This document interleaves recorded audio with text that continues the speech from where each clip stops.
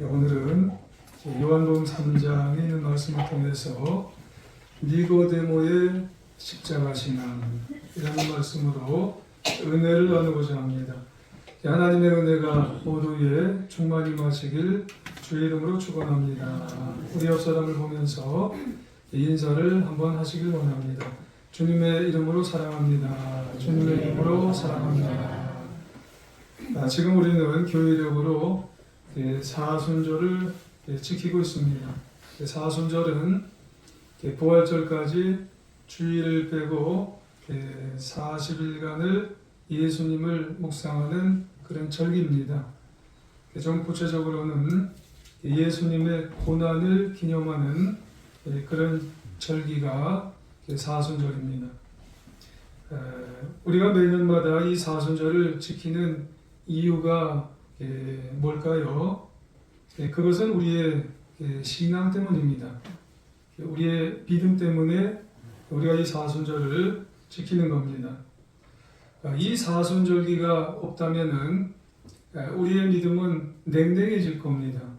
또 형식적이 될 것이고 또 계산적일 게 뻔합니다.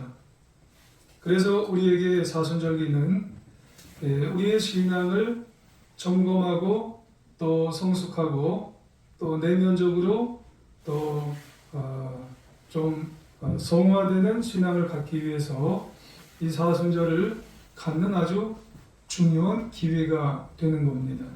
그래서 그냥 허투루 보내면은 안 되는 기회가 사순절기입니다.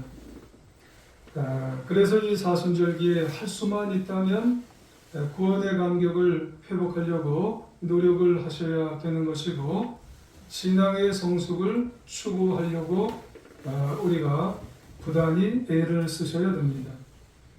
오늘 본문에는 니고데모가 등장을 합니다. 이 니고데모는 참으로 중요한 인물이에요.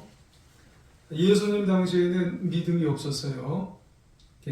십자가에 대한 믿음이 없었던 인물인데 이 니고데모가 신앙이 점점 성숙해진 그런 하나의 샘플입니다. 그러므로 니고데모만 잘 살펴봐도 나의 신앙의 정도가 어느 정도인가, 그리고 나는 어떻게 신앙의 단계를 높여갈 수 있을까, 그걸 우리가 알 수가 있는 겁니다. 우선 니고데모를 살펴보면 이 니고데모는 예수님을 만나면서 신앙의 눈이 열려졌어요. 믿음의 눈이 열려지게 되는 겁니다. 니고데모, 이 니고데모는 본래 어떤 사람일까? 한마디로 말해서 니고데모는 우리가 성경을 읽으면서 많이 듣지만 그냥 처음에는 구도자예요. 나름대로 인생의 진리를 찾아갔던 그런 사람이라고 보시면 되는 겁니다. 확신이 없어서 그의 인생은 늘 갈급해요.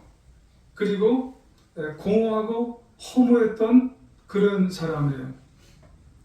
그러면 오늘 말씀을 통해서 이런 사람이 1절에 보면은 어떤 사람인지 좀 구체적으로 나타나죠. 이 니고데모가 바리새인이에요. 그리고 유대인의 지도자라고 표현이 되어 있어요. 바리새인은 이스라엘 사회에서 아주 상류층에 속한 그런 사람입니다. 그리고 또 유대인의 지도자라고 나타나는 것은 사내들의 공의의원입니다. 요즘 우리나라로 말하면 국회의원이에요. 로마 식민지였던 이스라엘에서 국회와 같은 기능에서 숫자가 몇 명 되질 않아요. 우리나라도 국회의원이 몇 명 되질 않죠. 전체 우리나라 인구에서 300명 정도면은 그렇게 많지 않다고 보는 거죠. 그 당시 이스라엘에서도 사내들인 국회의원이 몇 명이나 되냐면 70명이에요. 그러고 니고데모는 상당한 지위에 올라 있는 사람이에요. 게다가 10절을 참고해 보시면 예수님께서 니고데모를 보면서 뭐라고 지칭하냐면 이스라엘 선생이라고 표현합니다. 다른 사람이 얘기하는 게 아니라 예수님께서 니고데모를 이스라엘 선생이라고 얘기하는 것은 율법학자예요. 이 율법에 대해서 아주 능통한 사람입니다. 이 세 가지만 봐도 이 니고데모는 지위가 있죠. 명예가 있죠. 학식이 있죠. 재물이 있는 그런 사람이에요. 어찌 보면 모든 거 다 가졌어요. 니고데모는 부러울 게 없는 그런 사람이에요. 그리고 사람이 니고데모만 보면 그냥 어떻게 하면 니고데모처럼 살아볼까? 이렇게 정말 부러워하는 그런 사람이 니고데모예요. 그 당시에. 그런데도 이런 니고데모가 밤중에 뭐가 그렇게 갈급한지 예수님을 찾아갔다고 하는 말이에요. 왜 니고데모가 예수님을 찾아갈까요? 예수님은 갓 30을 넘겼어요. 반면에 이 니고데모는 지체가 엄청나게 높은 사람일 뿐만 아니라 나이도 지긋하게 들었어요.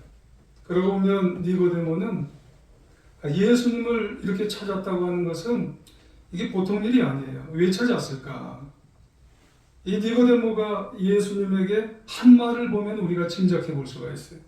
나이를 이렇게 많이 들었어도 이렇게 젊은 예수를 찾아갔던 걸 보면은 이게 왜 그렇게 찾아갈까?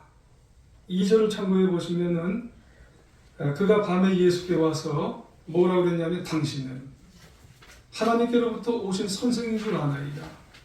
하나님이 함께 하시지 아니하시면 당신이 행하시는 표적을 아무도 할 수 없습니다.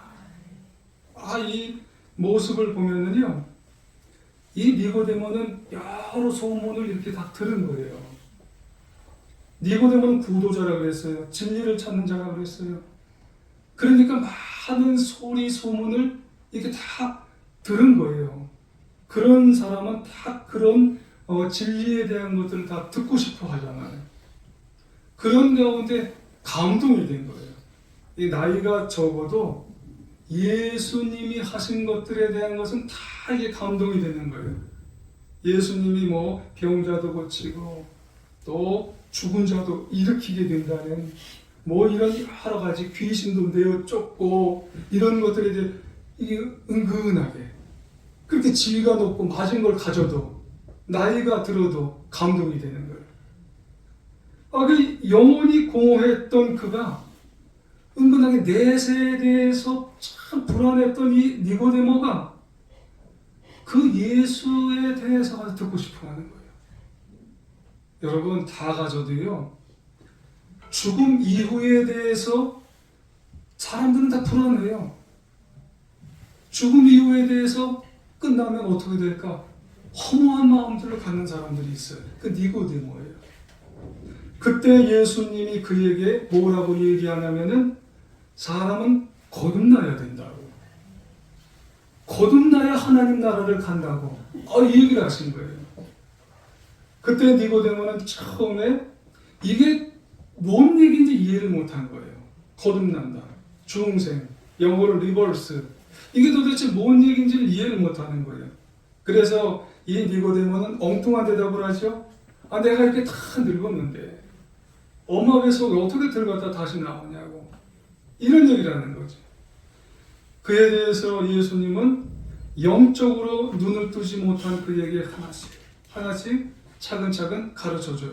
여러분, 영적으로 눈을 뜨지 못하면 예수님의 말씀, 우리는 영적으로 눈을 뜨지 못하면 성경을 이걸 알지를 못하는 거예요. 육신이 태어난 것처럼 영혼도 다시 태어나야 된다는 말씀이에요. 근데 중요한 것은 영혼은 다시 태어나려면 죄로 죽은 상태이기 때문에 새 생명으로 다시 태어나야 된다는 말이에요. 그런데 그 일을 누가 하세요? 성령이 하셔야 된다는 말씀이죠. 그러면서 진리의 말씀을 가르쳐 주세요. 14절 이하에 뭐라 그러세요? 민수기 21장에 대한 그런 얘기인데 이걸 한두 마디로 줄여서 말씀하신 거죠. 모세가 광야에서 뱀을 든 것 같이 인자도 들려야 하리니 이는 그를 믿는 자마다 영생을 얻게 하려 하심이니라. 그러는 거예요. 민수기 21장에서 불뱀과 놋뱀 사건에 대한 이 얘기를 십자가 구원에 대한 증거의 말씀으로 이제 바꿔서 말씀하신 거예요. 그러니까 불뱀에 물린 이스라엘 백성들이 이게 다 죽을 것 같았는데 하나님께서 모세에게 놋뱀을 하나 달라고. 그래서 장대에 매달린 놋뱀을 믿음으로 본 자는 다 사는 거예요. 마찬가지로 죄와 영혼의 사망에서 다 죽을 것 같은 사람들도 예수님의 십자가 대속을 믿는 자는 다 사는 거예요. 그래서 믿음으로 예수님의 죽으심을 믿게 되는 사람은 영원히 산다는 그런 말씀을 하게 되는 것이죠. 그래서 이어서 주시는 말씀이 뭐예요? 그 유명한 요한복음 3장 16절. 하나님이 세상을 이처럼 사랑하사 독생자를 주셨으니 이는 그를 믿는 자마다 멸망하지 않고 영생을 얻게 하려 하심이니라. 그렇습니다. 예수님은 하나님의 독생자로 십자가를 지러 오셨음을 증거하는데 누구든지 그 예수님을 믿으면 구원을 받고 영원히 사는 영생을 얻게 된다고 하는 그런 말씀이에요. 근데요, 이 말씀을 들은 니고데모가 그 즉시로 주여 내가 믿나이다 이런 말을 안 했어요. 거기 없어요. 거기 요한복음 3장 앞장 그 예수님과의 대화 속에서 없어요. 그 당시에 니고데모가 이 예수님의 십자가 죄 용서의 말씀을 듣고 즉시 믿었는지 즉시 안 믿었는지 그런 내용이 없어요. 아무리 여러 번 읽어봐도 거기에는 없어요. 근데 내용을 조금 시간이 흘러간 다음에 있어요. 요한복음 7장과 오늘 두 번째 본문인 요한복음 19장에 있어요. 니고데모의 모습을 보면 분명히 그의 신앙이 생겼고 나아가 그의 신앙이 분명히 성숙을 해서 십자가와는 뗄래야 뗄 수 없는 그런 성숙한 믿음의 사람이 되었다는 말씀이에요. 그래서 먼저 이 니고데모가 어떻게 십자가와의 그런 관계의 그런 사람이 되었는가 우리가 알아야 된다는 거예요. 여러분 우리도 처음에 예수님과 여러분 우리는 어떤 사람이었는지 그리고 점점 우리는 십자가와 어떤 관계의 사람이었는지 우리는 점점 나아가야 된다는 거예요. 성숙한 사람으로. 첫 번째로 니고데모는 십자가를 믿는 신앙의 사람으로 시작했어요. 여러분 이것은 우리의 기본 신앙입니다. 십자가를 믿어야 돼요. 여러분 이 신앙은 우리 죄를 대신해서 예수님께서 죽으신 것을 믿고 또 받아들이는 신앙이 십자가 신앙이에요. 한마디로 대속의 십자가를 믿는 신앙, 이게 우리의 가장 기본적인 신앙입니다. 누구든지 이 신앙이 있어야만 죄사함 받고 구원을 받을 수 있어요. 그렇습니다. 인간은 누구나 죄인이에요. 로마서 3장 10절에 보면 의인은 하나도 없나니 하나도 없어요. 이 말은 곧 죄인이라는 말이에요. 이게 다 죄인입니다. 그리고 인간은 그 죄로 말미암아 이 땅에 사는 동안 각종 불행함을 겪을 수 있고 결국은 영원한 사망, 지옥의 고통을 다 당할 수밖에 없어요. 로마서 6장 23절에 보면은 죄의 삭은 사망이에요. 그 사망은 영원한 사망이에요. 근데 중요한 것이 있어요. 하나님은 우리를 그렇게 내버려 두지 않으세요. 죄와 사망으로부터 구원받는 길은 오직 예수님의 십자가뿐이에요. 근데 니고데모가 언제부터 이 십자가를 믿게 되었느냐? 요한복음 7장에 보면은요, 조금씩 그의 십자가 믿었던 것을 알 수가 있어요. 그 당시 예수님의 공생의 기간이 요한복음 7장 쯤 되면은 이 예수님의 공생의 기간이 무르익어가는 기간이에요. 그 무르익어가는 기간에는 바리새인들로부터 종교 지도자들로부터 각종 견제를 받게 되고 각종 핍박을 받는 그런 기간인데 이런 가운데 예수님을 옹호하고 찬성하는 발언을 하기라는 것은 굉장히 어려워요. 그럼에도 요한복음 7장 50절 이하에 보면 이런 말이 있어요. 전에 예수께 왔던 니고데모, 이게 3장에서 니고데모가 밤에 왔었다는 말이에요. 그들에게 말하되 이 지도자들에게 말했다는 거예요. 우리 율법은 사람의 말을 듣고 그 행한 것을 알기 전에 심판하느냐, 좀 알아보고 하라는 말이에요. 우리말 성경에 이렇게 되어 있어요. 이 말이 잘 들어보세요. 우리 율법에는 사람을 판결하기 전에 먼저 그 사람의 말을 들어보거나 그 사람의 행한 것을 알아보도록 되어 있지 않소. 이 예수님의 말을 잘 알아보라는 그런 말이에요. 지금 그거를 니고데모가 옆에서 들었나 봐요. 이것을 이 어려운 시기, 공생의 기간 동안에 종교 지도자들이 예수님을 견제하고 핍박하고 고난을 주는 그런 시기 속에 니고데모가 나섰다는 거예요. 여러분, 이 분위기 속에 니고데모가 나섰다는 것, 편들어줬다는 거예요. 한마디로. 여러분, 한마디로 편들어준 것은 니고데모 마음속에 무엇이 지금 생겼다는 거예요? 맞아요. 아우, 잘 들으셨네요. 니고데모 마음속에 믿음이 생긴 거예요. 지금 예수님이 구원주라는 믿음이 생긴 거기 때문에 그래요. 이 예수님이 구속에 대한 구속주라는 믿음이 생겼을 때만이 생명을 내어놓고라도 이 유대인들, 바리새인들에 대해서 그들에게 대해서 이야기할 수가 있는 거예요. 주위에 수많은 반대와 수많은 핍박이 있어도 그들에 대해서 십자가 신앙이 있을 때에 이 말을 할 수가 있는 거예요. 니고데모가. 여러분, 초대교회 당시에도 그래요. 니고데모 당시와 마찬가지로 초대교회 시대에도 로마 당국이 이제 작정하고 핍박을 했던 것이 초대교회 당시예요. 그런 가운데 초대교회 성도들은 로마 당국의 감시를 피해서 비밀스럽게 은밀하게 예배를 드렸던 때가 언제냐면 초대교회 때예요. 그때 초대교회 성도들에게 소중하게, 아주 중요하게 자기들끼리 신앙을 확인하고 그리고 신앙을 소통하게 되었던 것이 뭐냐면 익스토스. 그게 뭐냐면 헬라어로 익스토스인데 물고기 표시를 서로 이제 보여주고 또 서로 나타내줬던 것이 이제 물고기 표시에 하나의 패가 있었어요. 이 단어의 의미는 뭐냐면 예수 그리스도는 하나님의 아들 구세주라는 신앙 고백문의 첫 글자를 조합해서 만든 게 익스토스라는 글자입니다. 그래서 그들은 그 핍박과 고통 가운데서도 그거를 서로 밤에 또 어려운 시기에 보여주면서 같이 모여서 예배를 굴에서 어려운 시기에 다 드려서 이야기를 하면서 예배를 드렸어요. 이게 뭐냐면 십자가 신앙이에요. 십자가 신앙을 믿는 가운데 그들은 모여서 예배를 드리게 되었다는 그런 말씀이에요. 여러분, 십자가 신앙의 모습만 있어도 어려운 핍박과 견제와 고난 가운데서 다 모이는 거예요. 그런 가운데서도 이 십자가 신앙이 그들의 공동체 가운데서도 예배를 잘 드릴 수 있도록 했다는 그런 말씀이에요. 한 목사님이 처음에 중국에 1992년도에 그때 아직 수교가 안 됐어요.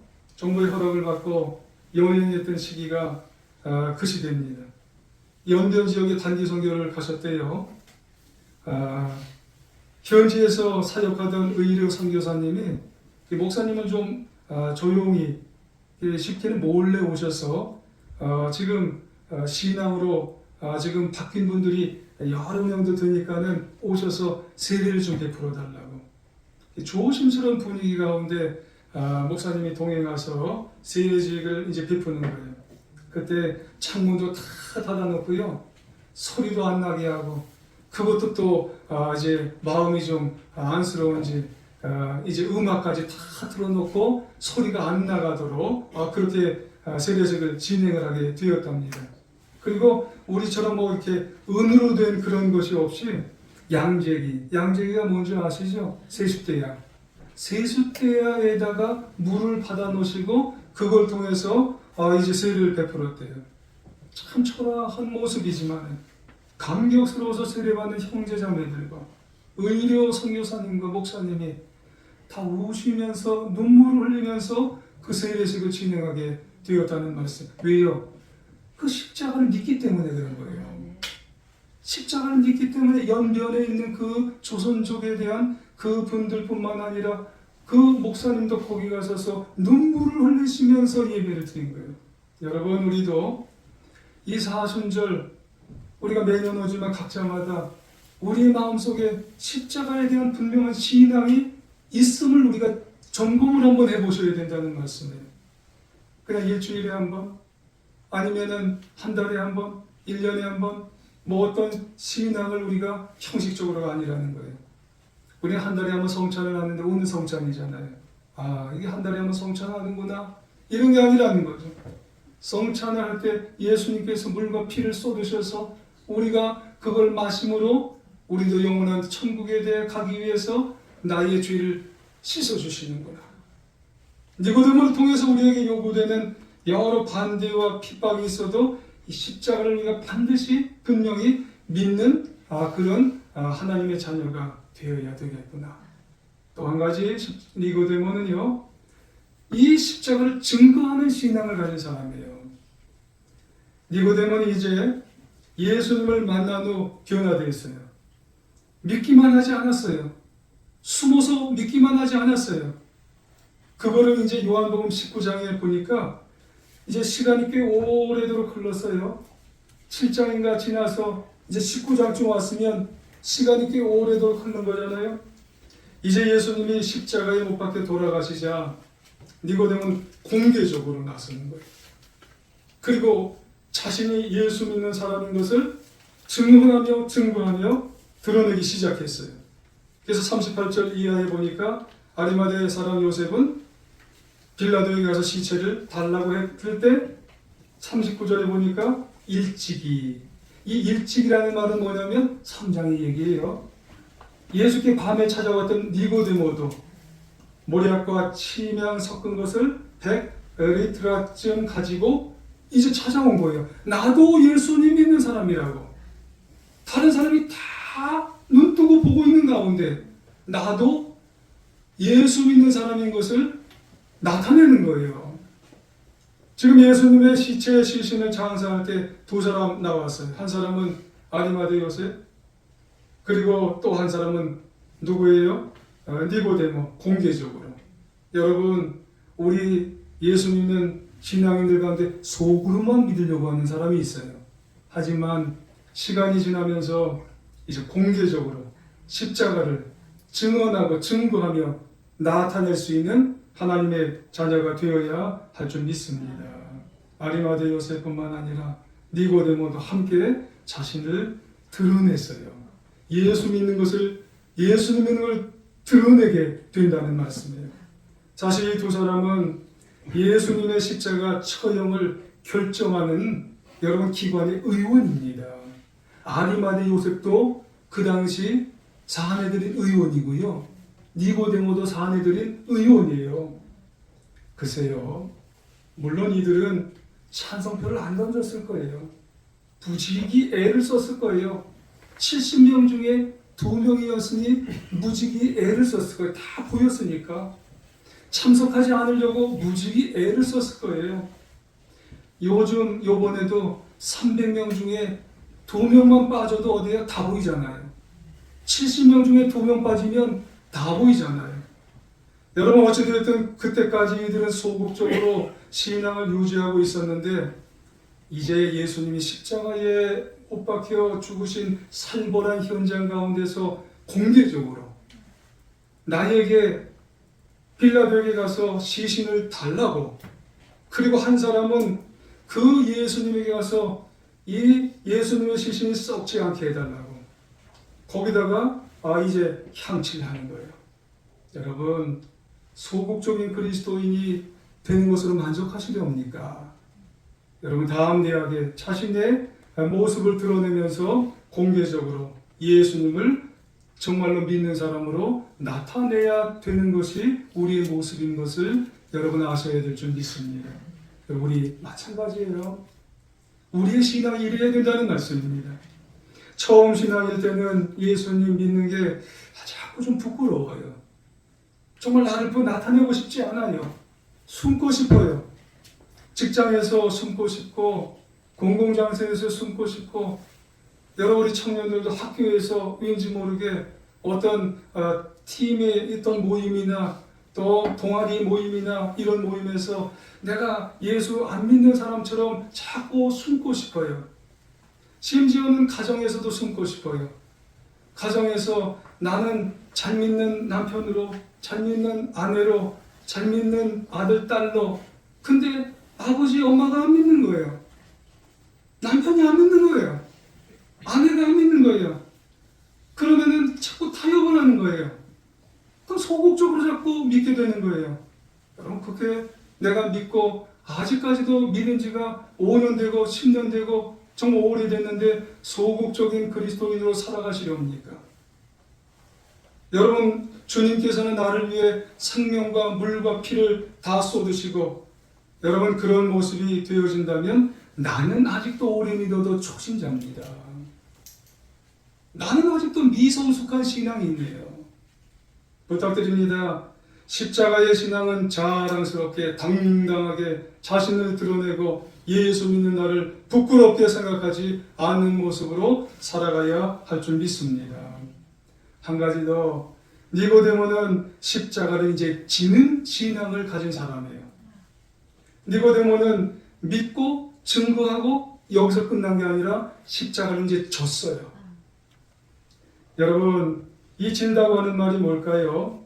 주님의 고난에 동참하는 거예요. 주님의 고난에 헌신하는 겁니다. 이게 십자가를 지는 겁니다. 여러분, 십자가를 진다는 게 과연 뭘까요? 글쎄요, 어떤 분들은 십자가의 모형을 만들어 놓고 이거를 지고, 이게 무겁구나, 이걸 내가 끌고 가야 되네, 아우, 왜 십자가 이렇게 무겁게 만들어 놨나, 이거를 지는 것으로 생각하는 사람이 있어요. 실제로 예루살렘 성지에 가면은 골고다 언덕까지 이 십자가를 언덕까지 지고 가는 그런 프로그램이 있어요. 비아 돌로로사 들어보셨나요? 고난의 길을 십자가를 지고 가는 것. 여러분, 그거는 여러분 의미는 있겠지요. 그 의식은 나름대로 의미는 있을 수도 있을 것 같아요. 하지만 정말 필요하고 중요한 것은 몸소 내 인생 속에서 예수님의 고난을 느껴야 되는 거예요. 경험해야 되는 거예요. 깨달으셔야 되는 거예요. 그래서 구원의 은혜에 감사하고 내 인생에 흔들림이 없이 신앙을 결단하게 되어야 한다는 것이 우리가 십자가를 경험하게 되는 것이 십자가를 지고 가는 것입니다. 누가복음 9장 23절에 보면 아무든지 나를 따라오려거든 자기를 부인하고 날마다 제 십자가를 지고 나를 따르는 것이니라 말씀하십니다. 그렇습니다. 십자가를 지는 것은 주님을 따르면서 희생이 필요할 때 희생해야 되는 것이고 헌신이 필요할 때 헌신을 해야 된다는 말씀이에요. 여러분, 니고데모가 아리마대 요셉과 함께 결정적인 순간에 주님의 고난에 동참을 하는 거예요. 동참. 여러분, 예수님께서 돌아가셨을 때요, 3시간 후면은 안식을 하셔야 돼요. 왜냐하면 오후 3시에 돌아가셨잖아요. 당시는 또 6월절이라 장례 치르겠다는 사람도 없었어요. 사실 그 장소에 누구만 있었냐면 요한하고 몇 명의 여자만 있었잖아요. 장례 준비가 안 됐잖아요. 걱정이 태산이죠. 여러분, 만일에 장례를 치르지 못한다면 장례를 여러분 생각해 보세요.